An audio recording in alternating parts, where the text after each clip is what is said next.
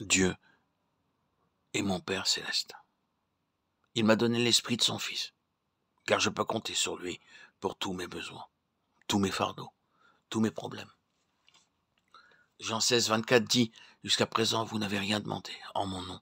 Demandez, vous recevrez, afin que votre joie soit parfaite. » Demandez-lui. Il n'y a pas besoin de mendier ni d'emprunter. Ne devez rien à personne, si ce n'est de vous aimer les uns les autres. Car celui qui aime les autres a accompli la loi. Romains 13, 8. De nos jours, beaucoup de croyants empruntent de l'argent pour acheter des meubles. Ils achètent une maison à crédit,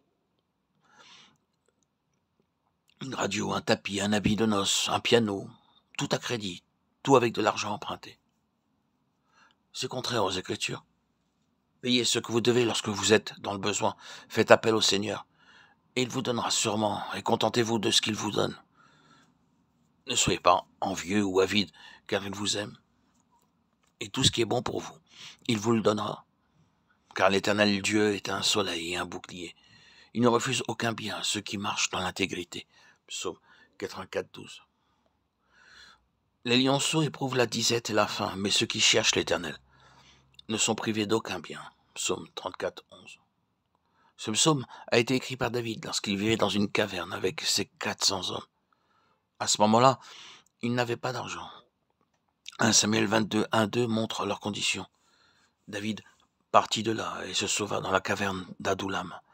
Ses frères et toute la maison de son père l'apprirent, et ils descendirent vers lui.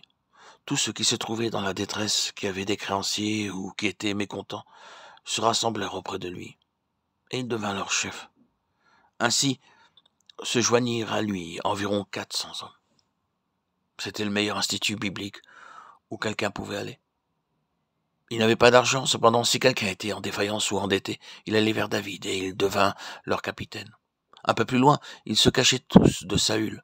Ce fut à ce moment que David écrivit le psaume 34, 11.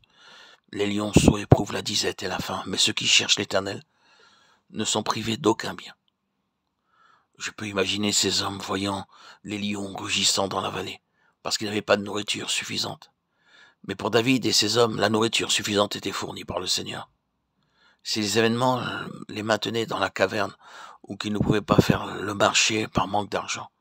Dieu continue à fournir de la nourriture jour après jour à ces 400 hommes de la caverne, afin que David puisse dire « Les lions souffrent de la faim. Je le vois chaque jour, mais nous ne serons privés d'aucun bien. Comptez sur Dieu, et il pourvoira sûrement à vos besoins. » Le Saint-Esprit est appelé l'Esprit du Fils, et nous sommes les enfants de Dieu. Nous lui appartenons, et il doit subvenir à nos besoins.